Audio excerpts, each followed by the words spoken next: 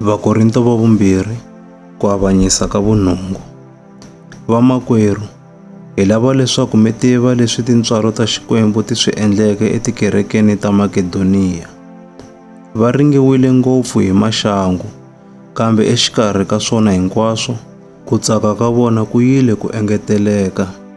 Kutani hambileswi a va ri evusiwaneni lebyikulu, va humesile tinyiko ta vona hi ku hanana loku tlurisaka mpimo.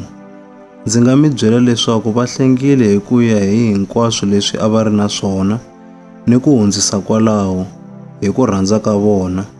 Va komberile hi matimba swinene leswaku hi va katekisa hi ku va pfumelela ku hoxa xandla xa vona entirhweni lowu wo pfuna vahlawuriwa va Xikwembu.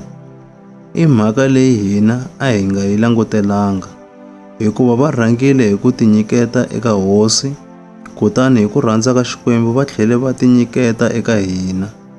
Hikokwalaho hi khongoterile Tito, la sunguleke ntirho wolowo, ku ya emahlweni na wona, a mi pfuna ku hetisa nyiko leyi ya tintswalo.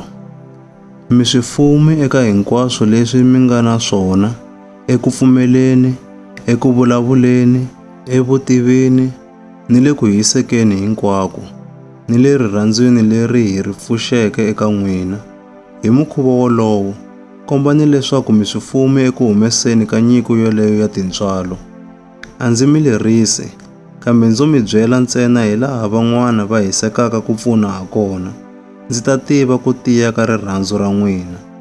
Ma ti tiva tintswalo ta Hosi ya hina Yesu Kreste. A fumile, hambiswiritano u hundzukile xisiwana hikwalaho ka n'wina, leswaku mi endliwa swifumo hi vusiwana bya yena. Hikokwalaho, emhakeni leyi, ndzi ta mi komba miehleketo ya mina. N'wexemu hi n'wina a mi ri lavo rhanga lava va nga tiyimisela ku pfuna, ni ku swi endla mi swi endlile. Sweswi a mi ta fanela ku hetisa ntirho lowu mi wu sunguleke. A mi navela swinene ku pfuna, mi tiyimisele swona. Hi mukhuva wolowo, sweswi hetisani ntirho wa kona hi ku ya hi leswi mi nga na swona. Hikuva loko munhu a navela swinene ku nyika, Xikwembu a xi kombeli leswi a nga riki na swona, kambe xi amukela swo leswi a swi humesaka. Leswi a swi vuli leswaku van'wana va fanela ku vevukeriwa, kutani n'wina mi tikeriwa. E-e, kambe a swi endliwe ku ri hava ku dyelelana. Ndzalo ya n'wina sweswi yi va pfuna evusiwaneni bya vona. Siku rin'wana ndzalo ya vona yi ta mi pfuna evusiwaneni bya n'wina.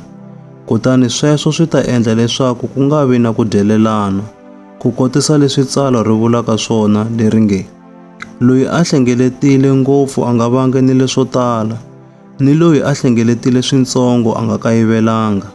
A ku khensiwe Xikwembu lexi endlaka leswaku Tito a hiseka ku fana na hina ku mi pfuna. Hi n'wi komberile ku ta kweleho ka n'wina, kutani u khensile, kambe a tiyimisele ku ta kweleho ka n'wina hi ku rhandza ka yena. Hi n'wi rhuma a ta na makwerhu un'wana loyi a dzunisiwaka etikerekeni hinkwato hi mhaka ya ntirho wa yena wa ku fambisa evhangeli. A hi sweswo ntsena, kambe naswona u hlawuriwile hi tikereke ku famba na hina entirhweni lowu wa tintswalo. Nyiko ya kona hi yi tamela eku dzuniseni ka Hosi hi xiviri xa yona, ni ku va xikombiso xa leswaku hi navela swinene ku pfuna. Hi ringeta ku endla leswaku hi nga soriwi hi munhu ni un'we emhakeni ya nyiko leyi hi yi tamelaka, leyi humesiweke hi mbilu ya ku tshunxeka. Hi navela ku endla leswi sasekeke ku nga ri emahlweni ka Hosi ntsena, kambe ni le mahlweni ka vanhu. Hi va rhumela va ta kun'we ni makwerhu un'wana wa hina loyi hi nga n'wi xiyaxiya mikarhi leyo tala, hi kuma a ri la hisekaka eka leswo tala, loyi ni sweswi ku hiseka ka yena ku nga ya ku engeteleka, hi mhaka ya leswi a mi tshembaka ngopfu. Loko a ri Tito, i nakulorhi ni loyi ndzi tirhisanaka na yena ku mi pfuna. Loko va ri vamakwerhu lavan'wana, i varhumiwa va tikereke, lava Kreste a chavisekaka hi mhaka ya vona. Loko swi ri tano, va kombeni swi vonaka erivaleni, emahlweni ka tikereke, leswaku ma va rhandza, ni leswaku a hi hoxi loko hi tidzunisa ha n'wina.